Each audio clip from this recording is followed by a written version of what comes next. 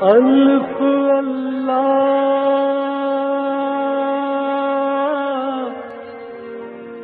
چمبے دی بوٹی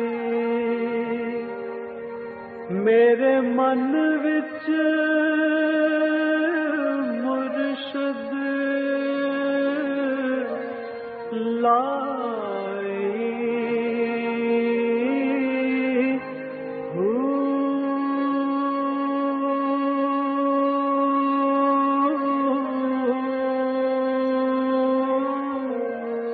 بسم اللہ الرحمن الرحیم۔ السلام علیکم، پروگرام المرشد اور میں ہوں منور عتیق۔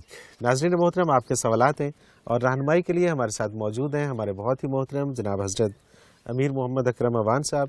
آپ سلسلہ نقشبندیہ ویسیہ کے شیخ ہیں، مترجم قرآن ہیں، مفکر قرآن ہیں، شاعر ہیں، ادیب ہیں، بہت سے حوالے ہیں آپ کی زندگی کے، آپ کے تعارف کے۔ ناظرین محترم، جیسا کہ آپ جانتے ہیں کہ ہمارا یہ جو سیٹ ہے یہ آؤٹ ڈور ہوتا ہے اور اسی وجہ سے کچھ پرابلمس بھی ہمارے ساتھ ہوتی ہیں، تو ان کو بھی ہمیں ساتھ ساتھ فیس کرنا پڑے گا۔ پروگرام کا سلسلہ شروع کرتے ہیں۔ آپ کے سوالات، پہلا سوال حضرت جی شامل کرتے ہیں تانیہ ہاشمی اسلام آباد سے۔ یہ کہتی ہیں کیا ہم اپنے پڑوسی مسیح بھائیوں کو ہیپی کرسمس کہہ سکتے ہیں؟ الحمدللہ رب العالمین، والصلاة والسلام علی حبیبہ محمد وآلہ وصحبہ اجمعین۔ اعوذ باللہ من الشیطان الرجیم، بسم اللہ الرحمن الرحیم۔ پڑوسی کے بہت سے حقوق نبی کریم صلی اللہ علیہ وسلم نے ارشاد فرمائے ہیں، جن میں سر فہرست اس سے حسن سلوک اور اس کی غمی خوشی میں شریک ہونا ہے۔ ٹھیک ہے، تو کوئی بھی ایسا کام جو خلاف شریعت نہ ہو، جس سے شریعت نہ روکے، اس میں کوئی مذائقہ نہیں۔ آپ انہیں ہیپی کرسمس کہہ سکتے ہیں، تحفہ دے سکتے ہیں، ان کی بیماری وغیرہ کی حالت میں مدد کر سکتے ہیں۔ صرف غیر مسلم پہ زکوٰۃ نہیں خرچ ہوگی، صدقات کی مد میں آپ ان کی مدد کر سکتے ہیں، یا صحیح حسن سلوک میں جو بھی باتیں آتی ہیں آپ ان سے رہ سکتے ہیں۔ حضرت جی انہی کا ایک دوسرا بھی سوال ہے تانیہ ہاشمی کا۔ یہ کہتی ہیں کیا رشتہ داروں کی روحیں موت کے بعد آپس میں مل سکتی ہیں؟ اللہ اللہ اللہ، موت کے بعد ملنا بہت مشکل ہے۔ مشکل ہے، ہر کوئی اپنے اپنے گھر چلا جاتا ہے، اپنے اپنے۔ اگر ایک قبر میں 10 بندے دفن کر دو، 10 کا حال اپنا اپنا ہے، ایک کو دوسرے کی خبر نہیں۔ صحیح، ہو سکتا ہے انہی میں کوئی نجات میں بھی، اور ہو سکتا ہے انہی میں کوئی عذاب میں بھی ہو۔ عذاب والے کا عذاب نجات والے کو کچھ نہیں ہوتا، اور نجات والے کی نجات عذاب والے کو نہیں پہنچتی۔ مرنے کے بعد وہ لوگ کچھ کر سکتے ہیں جو اللہ کے بندے دنیا میں روح میں وہ قوت پیدا کر لیں کہ ان کی روح میں قوت پرواز ہو۔ اچھا، یہ مرنے کے بعد نہیں ہوتی، یہ دنیا میں حاصل کی جا سکتی۔ صحیح، اور یہی تصوف کی اساس اور اصل ہے۔ تو لیکن یہ لوگ بھی متوجہ اللہ رہتے ہیں، دنیا کی طرف توجہ نہیں کرتے۔ موت کے بعد آدمی اپنے چلا جاتا ہے حالات میں۔ جیسے آپ سمجھیں کہ اگر گرفتار ہے تو وہ حوالات میں چلا گیا، اور اگر کوئی بخشا گیا ہے تو وہ جنت میں چلا گیا۔ اب جنت سے کون چاہے گا کہ واپس آئے کسی کی طرف؟ حوالات سے کون آنے دے گا؟ بالکل صحیح۔ دونوں جگہ پہ، ایک جگہ سے وہ آنا نہیں چاہے گا، دوسری سے آنے دیا نہیں جائے گا، اور دوسری سے آنے نہیں دیا جائے گا۔ بالکل ٹھیک بات۔ حضرت جی ایک بڑا اہم سوال ہے طاہر انور، یہ لاہور سے، یہ لکھتے ہیں اسلام میں منہ بولی بہن اور منہ بولی بیٹی کے بارے میں کیا حکم ہے؟ اگر ان کی کوئی دینی حیثیت ہے تو ان کے بارے میں ان سے کیا رویہ رکھنا چاہیے؟ منہ بولی کی کوئی حیثیت نہیں، کوئی حیثیت نہیں ہے، ٹھیک ہے۔ شریک دودھ شریک بہن بھائی کی شرعی حیثیت ہے۔ اچھا، دودھ شریک بہن بھائی کی شرعی حیثیت ہے، منہ بولی کی کوئی شرعی حیثیت کی کوئی شرعی حیثیت نہیں۔ ویسے یہ ایک لفظ ہے جو کہہ دیا۔ اچھا، اسی سے ریلیٹڈ ایک اور سوال انہوں نے کیا ہے۔ یہ کہتے ہیں کیا گود لی گئی بچی بڑی ہو کر نامحرم ہو جاتی ہے اور اسے اپنے ایسے باپ سے پردہ کرنا چاہیے؟ خیر اتنی باریکیاں تو میرا خیال ہے کوئی بھی نہیں کر سکتا۔ پردے کی بھی ایک لمٹ ہے۔ اب پردہ کو یہ بھی نہیں کہ وہ ایک بندے نے پالی ہے، بڑی کی ہے، بیٹی کی طرح پالی ہے، تو اب اس سے وہ حجاب تو نہیں کرے گی۔ لیکن ایک خاص حد تک پردہ ہوتا ہے، ٹھیک ہے، وہ ہر جگہ ہوگا، سگی بیٹی بھی وہ کرتی ہے، بالکل ٹھیک ہے، تو وہ یعنی کہ وہ نامحرم کے زمرے میں نہیں آئے گی، بالکل ٹھیک ہو گیا۔ حضرت جی بغیر وضو کے اذان دی جا سکتی ہے؟ عرفان زبیر لاہور سے پوچھتے ہاں ہیں۔ جی، اذان دی جا سکتی، اذان دی جا اذان سکتی ہے، دی جا سکتی، اذان کے لیے وضو شرط نہیں ہے، وہ تو بہت اچھی بات، ٹھیک ہے، لیکن وضو نہیں ہے، وقت جا رہا ہے، بغیر وضو اذان دے دے، پھر وضو کر کے نماز پڑھ لے۔ بالکل ٹھیک۔ محمد زبیر ہیں، یہ بھی لاہور سے، یہ کہتے ہیں تیمم مٹی کے علاوہ اور کس چیز سے کیا جا سکتا ہے؟ جو پتھر، مٹی، اس قسم کی جو چیزیں مٹی میں ہوتی ہیں ان سے ہو سکتا ہے، جو چیزیں آگ پہ پکتی ہیں، اینٹ، سیمنٹ وغیرہ، ان سے نہیں۔ یعنی کہ پتھر سے ہو سکتا ہے، پتھر سے ہو سکتا ہے، مٹی سے ہو سکتا ہے، یا پھر دونوں چیزیں دستیاب نہ ہوں تو کپڑے سے بھی ہو سکتا ہے، اچھا کپڑے سے بھی ہو سکتا اپنی چادر سے یا تولیے سے آپ کر لیں، لیکن اس صورت میں جب مٹی یا پتھر دستیاب نہ ہو۔ ہے، صحیح، جو چیزیں بنائی جاتی ہیں جیسے سیمنٹ پکایا جاتا ہے یا اینٹ پکائی، ان سے نہیں، ان سے نہیں ہوگا، ہڈی سے نہیں ہوگا، گوبر سے نہیں ہوگا۔ ٹھیک ہے۔ بڑا آسان سا طریقہ ہے کہ پھر اگر مٹی اور پتھر نہیں ہے تو کپڑے سے وضو تیمم کر لیا جائے۔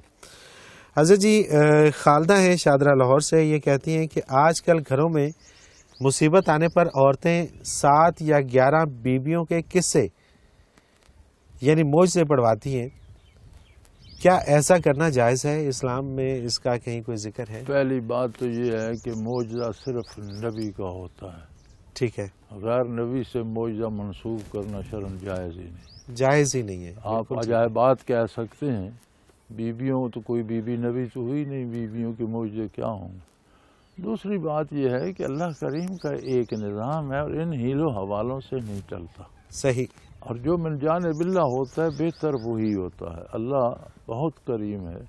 ہاں، اگر آپ سمجھتے ہیں کہ آپ کو تکلیف ہو رہی ہے تو اللہ سے توبہ کریں، اللہ سے رجوع کریں، اللہ سے دعا کریں، یا اللہ یہ میری برداشت سے باہر ہے، میرے لیے آسانی پیدا فرما، مشکل سے نجات دے دے، یہ تو شرعی طریقہ ہے۔ ٹھیک ہے، باقی قصے کہانیاں یار لوگوں کے پیسے لینے اور پیٹ بھرنے، بالکل وہ صحیح۔ جو قصے پڑھاتی ہیں وہ صحیح ہیں بھی کہ نہیں، ان کی اتھینٹسٹی کوئی نہیں۔ اچھا، اسی سے ملتا جلتا ایک سوال محمد قاسم نے ملک پور سے، انہوں نے بھی لکھا ہے، یہ لکھتے ہیں کہ جھوٹے قصے اور بے سند حدیثیں جو جاہلوں نے کتابوں میں چھپوا دی ہیں، جیسے نور نامہ، حسن و عشق وغیرہ کی کہانیاں، کیا یہ پڑھنا یا سننا جائز ہے؟ نہ، یہ سب خرافات ہیں اور اللہ کے نیک بندوں پر بہتان تراشی ہے ایک طرح سے، صحیح، لہذا یہ نہ پڑھا جائے نہ سنا جائے۔ یہ پہلے بھی ہمارے پروگرام میں ایک سوال شامل ہوئے، ماں جو بھی ہیں ٹوپا ٹیک سنگھ سے، یہ انہوں نے شاید وہ پروگرام دیکھا نہیں، گھر میں کتا رکھنا یا تصویریں لگانا کیسا عمل ہے؟ تو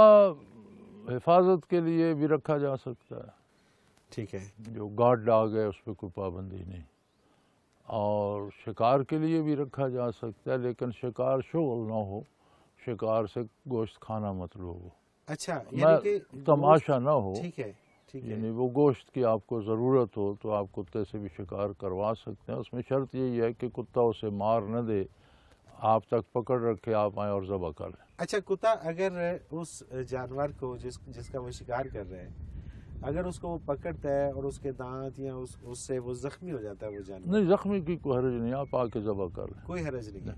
مر جاتا ہے تو حرام ہو جائے گا۔ رزق حرام کی کون کون سی صورتیں ہیں؟ کس قسم کی آمدنی کو حرام کی آمدنی کہا جائے گا؟ عبد الرحمان حافظ آباد سے جو حلال نہیں ہوگی وہ حرام ہوگی۔ وہ اصل میں کچھ شاید اس میں جاننا چاہ رہے ہیں کوئی ایسا پیٹ کو لیا کہ جس کے اوپر پتہ چل جائے یہ حرام ہے؟ نہیں، پیٹ کو لیے تو ہے نا، یہ شریعت نے سارے حلال واضح کر دیے ہیں۔ ٹھیک اب ہے، یہاں ہمارے اس پروگرام میں تو نہیں گنے جا سکتے، جو چیز بھی آپ کا حق بنتی ہے، ٹھیک ہے، مستحق ہیں اس کے، آپ نے محنت کی ہے یا آپ نے سرمایہ لگایا یا آپ کا حق بنتی ہے، وہ حلال ہے۔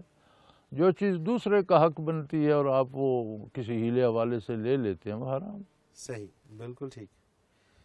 حضرت جی ایک اور بڑا اہم سوال عبد القیوم لاہور سے، یہ کہتے ہیں کہ ایک لڑکی نے گھر سے بھاگ کر نکاح کر لیا، کچھ عرصے کے بعد اس کے شوہر نے اسے طلاق بذریعہ SMS بھیج دی، یعنی 3 بار طلاق طلاق طلاق لکھ کر سینڈ کر دیا، کیا اسے طلاق ہو گئی؟ جی ہو گئی، ہو گئی، طلاق ہو گئی۔ اچھا، طلاق اور نکاح میں کوئی مذاق نہیں ہے، ٹھیک ہے. آپ کل کہہ سکتے ہیں میرا مطلب یہ نہیں تھا، میں نے دھمکانے کے لیے دی، لیکن شریعت اس پہ اعتماد نہیں کرتی. اچھا حضرت جی، اس میں اگر کوئی ایک موبائل فون سے شرارتن، یعنی کہ اگر کسی کا موبائل فون ہے اور دوسرا بندہ اس کو نہیں، پکڑ وہ کے تو ٹھیک نہیں ہے نا، وہ تو درست نہیں ہے. وہ درست نہیں ہے، مطلب اس کی گنجائش موجود ہے. ہاں، اس کی تو کوئی کار دے تو وہ تو نہیں ہے، وہ خود کرے ٹھیک ہے، تو ہو جائے. مطلب یہ پہلے کنفرم کرنا کہ اس نے خود کیا ہے. خود کیا جی، تو ہاں پھر ہوگی. یہ ضروری پھر ہے، ہوگی. پھر ہوگی. ٹھیک. حضرت جی عبید الرحمان ہے گجرانوالہ سے، یہ کہتے ہیں کہ جب کسی چیز کا سودا طے پا جاتا ہے، کوئی چیز خریدنا ہوتی ہے، اس کا سودا طے پا جاتا ہے، تو کچھ رقم بیانہ کے لیے ٹوکن منی دی جاتی ہے. اکثر یہ ہوتا ہے کہ جب وہ سودا جس سے کیا ہے اگر وہ اسے پھر جاتا ہے تو وہ ٹوکن منی کی رقم دگنی واپس دیتا ہے. کیا وہ واپس دینی چاہیے دگنی یا اصل رقم؟ اور اگر دوسرے کی طرف سے ہوتا ہے کہ وہ سودا نہیں لینا چاہتا تو وہ ضبط ہو جاتی ہے. نہیں، یہ دونوں طریقے غلط ہیں. اگر سودا نہیں ہوا تو اصل رقم واپس کر دیں گے. اچھا، لیکن یہ تو ایک ٹرینڈ چلا ہوا ہے جی، کہ یہ تو سوال ٹرینڈ تو بہت سے چل گئے ہیں جی، وہ تو ان کی تو کوئی حد نہیں. لیکن اصل بات یہ ہے کہ سودا دیکھ کر کرنا چاہیے اور اسے واپس نہیں کرنا چاہیے. ٹھیک ہے. کوئی ایسی وجہ ہو گئی تو جو پیسے اس نے دیے تھے ان کا وہ مستحق ہے اپنے واپس لے.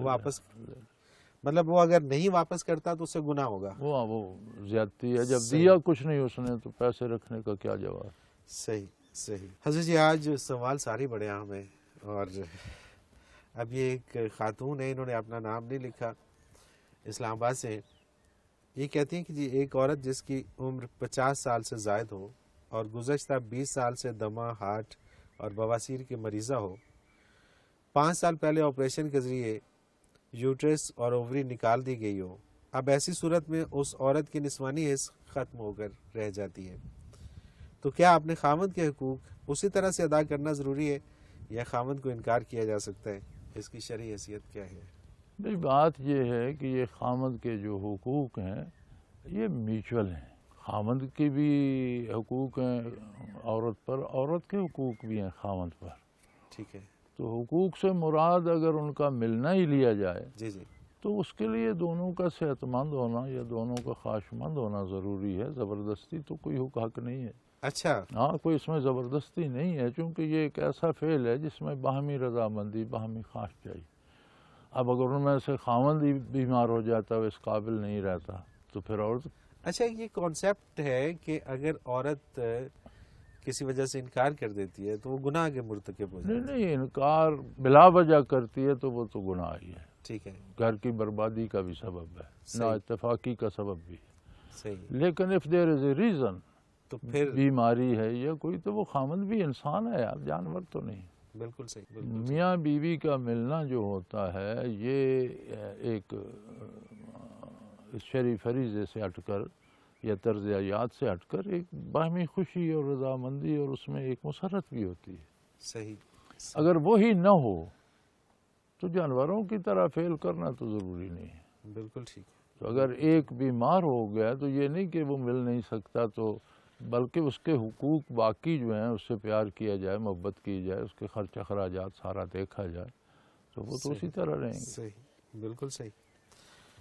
اچھا حضرت جی، ہمیں بہت سارے سوال ایسے آتے ہیں، بلکہ سوال کیا آتے ہیں وہ ہم سے پوچھتے ہیں کہ بیعت کرنے کا طریقہ ان لوگوں کے لیے جو دور ہیں اور آ نہیں سکتے، وہ کس طرح سے بیعت کریں؟ ای میل بھیج دیں. ٹھیک ہے. ای میل بھیج دیں کہ میں بیعت کرنا چاہتا ہوں. ای میل ان کو ملے گی. ناظرین محترم، اگر آپ بیعت کرنا چاہیں تو ای میل ایڈریس آپ لے لیجئے. یہ جو فون نمبر ہمارا اسکرین پہ ابھر رہا ہے، اس سے 033349555021، اور اسی پہ آپ ہمیں اپنے سوال بھی بھیج دیجئے. آپ کے سوال ہم پروگرام میں شامل کریں گے. اور اگر آپ میل کرنا چاہیں تو ای میل ایڈریس اسکرین پہ موجود ہے، questions@almurshid.tv. اس پہ ہمیں آپ اپنے سوال بھیج دیجئے. آپ کے سوال ہم شامل کریں گے. حضرت جی ایک تھوڑی سی وضاحت کر دوں کہ ای میل سے بیعت تو ہو جائے گی، ٹھیک ہے، لیکن اگر ان کے نزدیک کوئی صاحب مجاز ہے تو اس سے طریقہ ذکر سیکھیں یا پھر اجتماع میں آ جائیں دارالعرفان، ٹھیک ہے، اور آگے تربیت بھی حاصل کریں. صرف بیعت کر کے فارغ ہو جانا درست نہیں. یہ درست نہیں ہے. اور تربیت بھی حاصل کرنا یہ ضروری ہے۔ حضرت جی ایک بریک لیتے ہیں۔ ناظرین محترم، اگر آپ بھی اس پروگرام میں شامل ہونا چاہیں، اپنا کوئی سوال ہمیں بھیجنا چاہیں تو اسکرین پہ ہمارا نمبر موجود ہے، نوٹ فرما لیجیے 033349555021۔ اس پہ ہمیں اپنا میسج کیجیے سوال اور اس پروگرام میں شامل ہو جائیے۔ اور اسی طرح سے اگر آپ ہمیں میل کرنا چاہیں تو ای میل ایڈریس اسکرین پہ موجود ہے questions@almurshid.tv۔ اس پہ آپ اپنا سوال ہمیں بھیج سکتے ہیں۔ اس کے ساتھ ہی ایک چھوٹا سا کمرشل بریک، اس کے بعد حاضر ہوتے ہیں، ہمارے ساتھ رہیے گا۔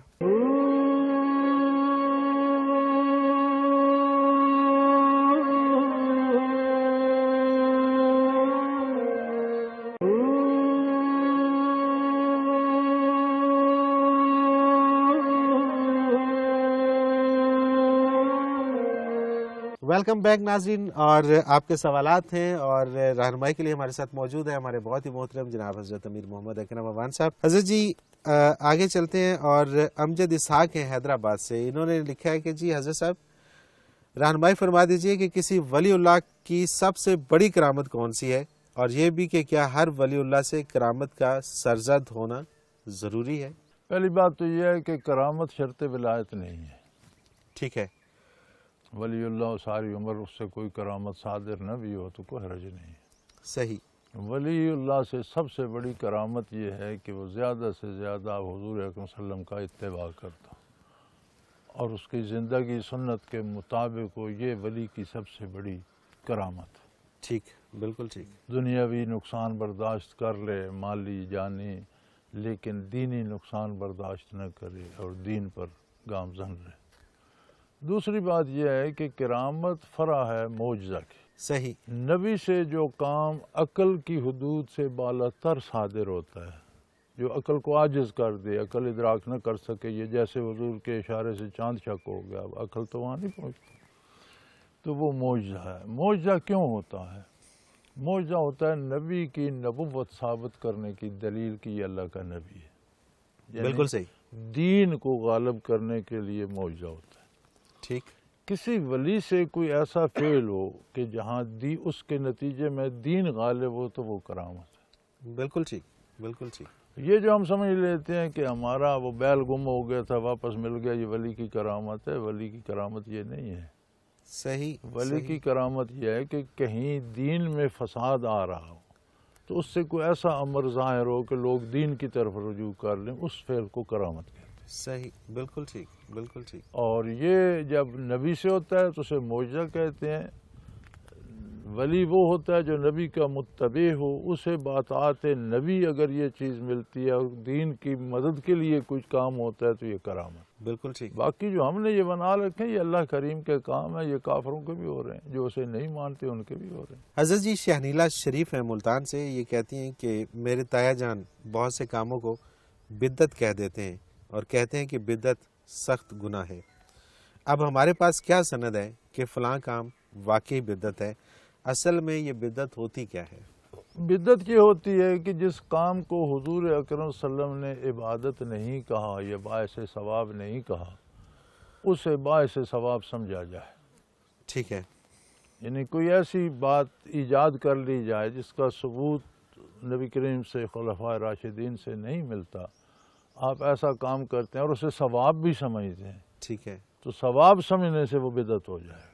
بالکل صحیح ہے۔ آپ کو ایسا کام کرتے ہیں جو قرون اولیٰ میں نہیں تھا، اب کرتے ہیں، وہ شرعاً منع نہیں ہے، تو نہ وہ بدعت ہے نہ سنت ہے، کچھ بھی نہیں ہے۔ اور بھی بہت سے کام ہیں، اب قرون اولیٰ میں ناشتے کا کہاں تصور تھا اور دوپہر کا کہاں تصور تھا اور چائے کہاں تھی اور ڈبل روٹی کہاں تھی، لیکن اگر اسی کو آپ ثواب سمجھ لیں صحیح، تو پھر بدعت ہو جائے گا۔ یعنی کہ وہ کام کہ جو آپ قرون اولیٰ میں نہیں تھے اور آپ سے ان کی اجازت نہیں ہے یا آپ نے کرنے کا حکم نہیں دیا، وہ کیا جائے اور اسے ثواب کی غرض سے ثواب سمجھیں تو یہ بدعت ہو۔ بدعت کا معنی ہوتا ہے کوئی نیا کام شروع کر۔ بالکل صحیح، بالکل ٹھیک۔ اور اگر ثواب اس میں شامل نہ ہو تو پھر کوئی نہیں، اگر شرعاً منع نہیں ہے تو کوئی۔ ٹھیک ہے۔ حضرت جی اسماعیل بھٹی بچڑ سے ہیں، یہ کہتے ہیں کہ ذکر خفی میں ہر اندر جاتی سانس کے ساتھ لفظ اللہ قلب میں اتارا جاتا ہے، اور ہر باہر آنے والی سانس کے ساتھ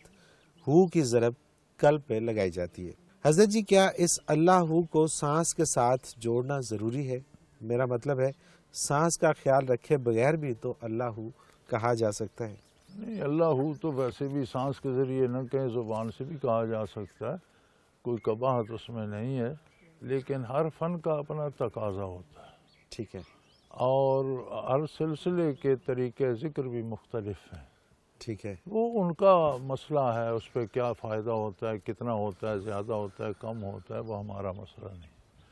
ہمارے سلسلے میں یہی ہے، اور اگر آپ اس سے استفادہ کرنا چاہتے ہیں تو آپ کو سلسلے کے طریقے جو ہیں ان کا اتباع کرنا پڑے گا، فالو کرنا پڑے گا، بالکل ٹھیک، بالکل ٹھیک، کہ نہیں؟ بالکل صحیح، دوسرے سلاسل میں بھی ہے، وہ اپنا ان کا طریقہ ہے، اب اس پہ کیا فائدہ مرتب ہوتا ہے ہمیں تو اس کی خبر نہیں۔ ہمارے سلسلے میں اگر آپ ذکر کریں گے تو آپ کو پوری ہوش مندی سے اور پوری سمجھ اور شعور سے کرنا ہوگا۔ صحیح صحیح۔ ڈاکٹر کاشف بدین سے یہ ان کا بڑا عجیب سا سوال ہے جی، یہ کہتے ہیں کہ حضرت جی آپ کو اکثر لوگ حضرت جی کہہ کر مخاطب کرتے ہیں، حضرت کا کیا مطلب ہے اور یہ کس کس کے لیے استعمال کیا جاتا ہے؟ گزارش یہ ہے جی، یہ تو ایک عام لفظ ہے، احتراماً استعمال کیا جاتا ہے۔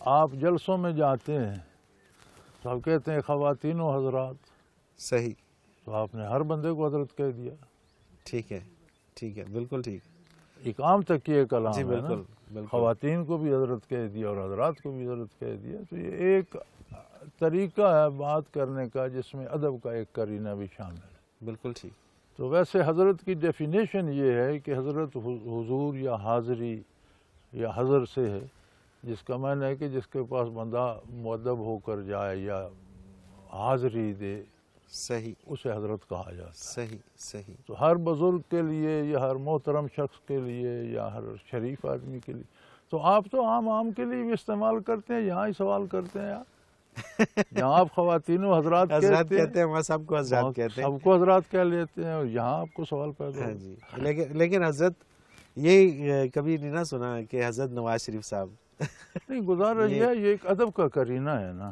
کہ ٹھیک ہے، آدمی جو ویسے قابل احترام بھی اور اس کے ساتھ اس کا دینی شعبہ بھی ہو تو عموماً انہیں کہا جاتا ہے، کہا بالکل صحیح جاتا جاتا ہے۔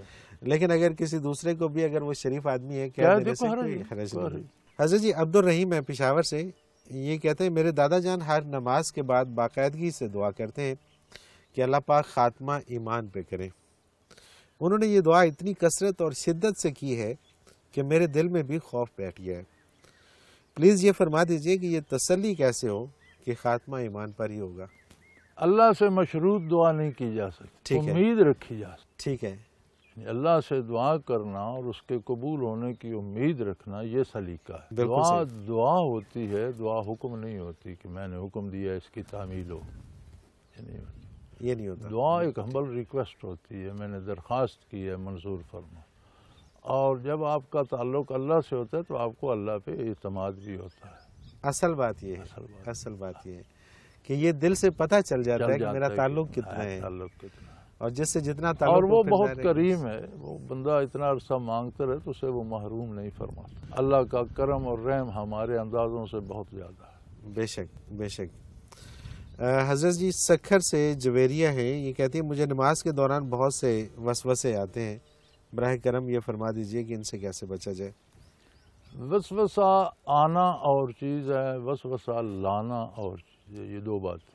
اچھا، ایک تو ہمیں عادت ہوتی ہے کہ ہم نماز میں کچھ نہ کچھ سوچنا شروع کر دیتے، یہ ہوتا ہے وسوسہ لانا، ٹھیک ہے، یہ حرام ہے، ناجائز۔ صحیح، آپ اپنی پوری توجہ نماز کی طرف رکھیں۔ پھر وسوسہ آنا ہوتا ہے کہ شیطان کوئی وساوس ڈالتا ہے، ٹھیک ہے، اس کا طریقہ یہ ہے کہ ان پر سوچا نہ جائے تو وہ ختم ہو جائے۔ اچھا، بالکل ٹھیک انسانی ہے، ذہن ایک وقت ایک ہی بات سوچتا ہے، اور علماء فرماتے ہیں کہ آپ نماز کا ترجمہ یاد کر لیجئے، تو جب آپ نماز ادا کر رہے ہو تو ذہن میں وہ ترجمہ ساتھ ساتھ چلتا جائے، میں اللہ سے یہ عرض کر رہا ہوں، یہ کہہ رہا ہوں، یہ کہہ رہا ہوں، تو وساوس نہیں آئیں گے، ذہن ایک ہی طرف۔ بالکل اگر وسوسہ شیطان کی طرف سے آیا اور ہم نے سوچنا شروع کر دیا تو پھر وہ وسوسہ لانے میں آ گیا، اور عموماً ہوتا یہ ہے کہ ہم پھر سوچنا شروع کر دیتے ہیں، اور جی، نبی کریم بالکل، صلی اللہ علیہ وسلم نے فرمایا کہ اگر آپ کو نماز میں وساوس آتے ہیں اور آپ انہیں رد کرتے ہیں تو یہ جہاد کا ثواب ملتا ہے۔ صحیح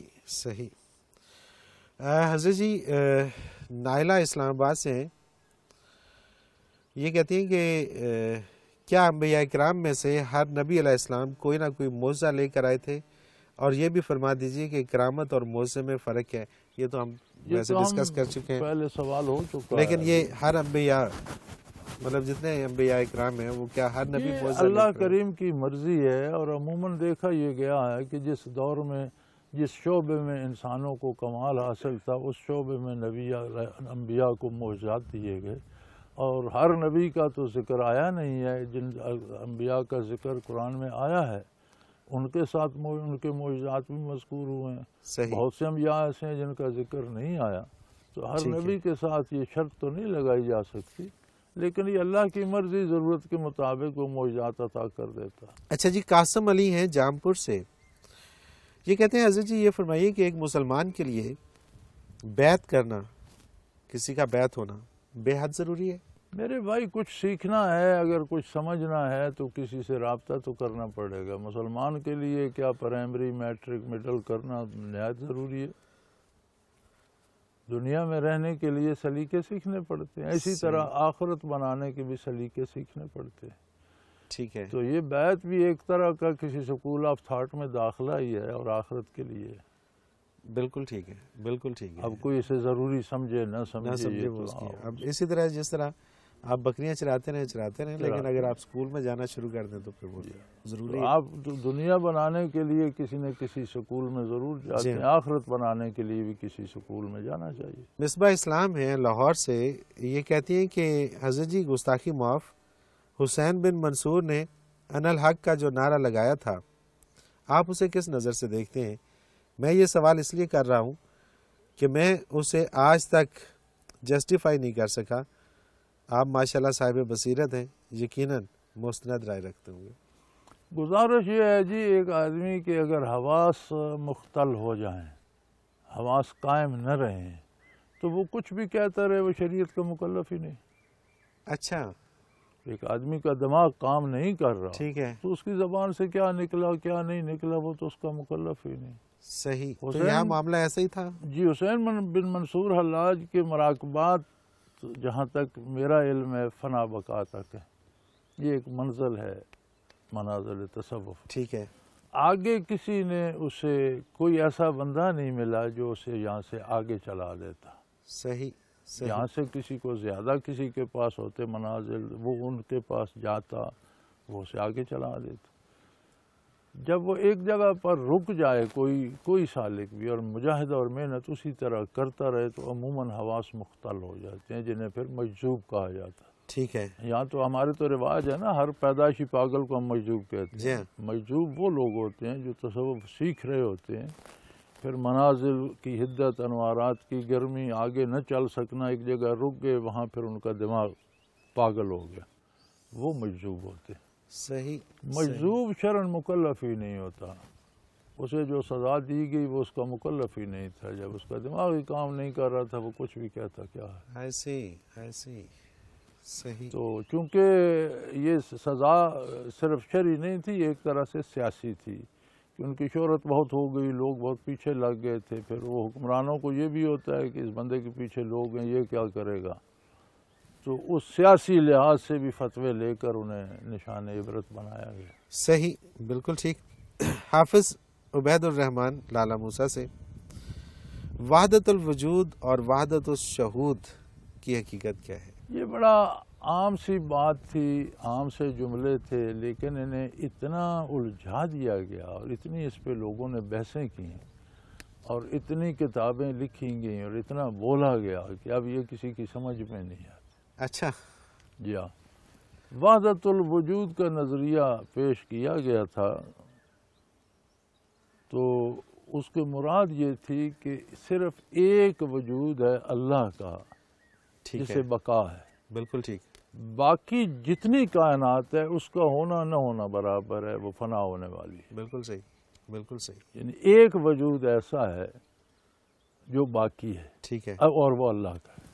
باقی کائنات یہ تصویریں ہیں جو اس نے بنا دی، بن گئی، جو مٹا دی مٹ گئی. ان کا اپنا اصل میں کوئی وجود ہے ہی نہیں. یعنی اللہ کے بنانے سے قائم ہے، اللہ کے مٹانے سے مٹ جائیں. صحیح. سادہ سی بات تھی. بالکل ٹھیک. اب جب یہ بات آگے چلی تو اس کا مطلب لوگوں نے اپنی جہالت کی وجہ سے یہ لے لیا کہ وجود ایک ہی ہے، یعنی ہر شے اللہ ہے۔ اچھا صحیح۔ اب یہ مقصد تو نہیں تھا، بالکل نہیں، بالکل نہیں، مقصد یہ تھا کہ ہر چیز فانی ہے، باقی صرف اللہ کی ذات۔ بالکل ٹھیک ہے، اچھا جب یار لوگوں کے قبضے سے، یہ تو بات تھی صوفیوں کی، ٹھیک ہے، لیکن جب یار لوگوں کے ہتھے چڑھا اور تشریح کرنے والوں کے اور صرف زبانی باتیں کرنے، تو انہوں نے کہا جی ہر چیز ہی اللہ ہے۔ اللہ ہے، بالکل ٹھیک ہے، تو حضرت مجدد رحمۃ اللہ تعالیٰ علیہ نے اس کی تصحیح فرمائی کہ نہیں یہ درست نہیں ہے، وحدت الشہود ہے، یعنی ہر چیز ایک ہی گواہی دیتی ہے کہ اللہ صحیح، باقی۔ بالکل ٹھیک، بالکل ٹھیک۔ یعنی درخت، کتنا پتھر، کانسیپٹ میں چینج ہے۔ انسان، حیوان، جو بھی مخلوق ہے وہ اس بات کی گواہ ہے کہ اللہ واحد ہے اور صحیح۔ لا شریک ہے، وحدت الشہود۔ سبحان اللہ، سبحان اللہ۔ تو وہ بے جو شک، الجھن تھی وہ حل ہو گئی، بے شک، بے لیکن شک، اب اس پہ لوگ زور لگا رہے ہیں اور تصانیف کر رہے ہیں اور بڑے کہ بڑے اس کو اور الجھایا الجھایا جا مطلب رہا یہ ہے، جو پتہ نہیں معاملہ کیا سیدھا ڈال ہو گیا، دیا اس کو الجھایا جائے۔ سادہ سی بات۔ حضرت جی وہی ہوا، ہمارے پروگرام کا وقت اپنے اختتام کو پہنچا۔ ناظرین محترم، اگر آپ بھی اپنا کوئی سوال ہمیں بھیجنا چاہیں تو اسکرین پہ ہمارا نمبر موجود ہے، نوٹ فرما لیجئے 033349555021، اس پہ ہمیں SMS کر دیجئے اپنا سوال، اور اگر آپ ہمیں میل کے ذریعے اپنا سوال بھیجنا چاہیں تو ای میل ایڈریس بھی اسکرین پہ موجود ہے، نوٹ فرما لیجئے questions@almurshid.tv، اس پہ اپنے سوال بھیجیے، آپ کے سوال اس پروگرام میں ضرور شامل کریں گے۔ اس کے ساتھ ہی منور عتیق کو اجازت دیجیے، اللہ حافظ۔ لا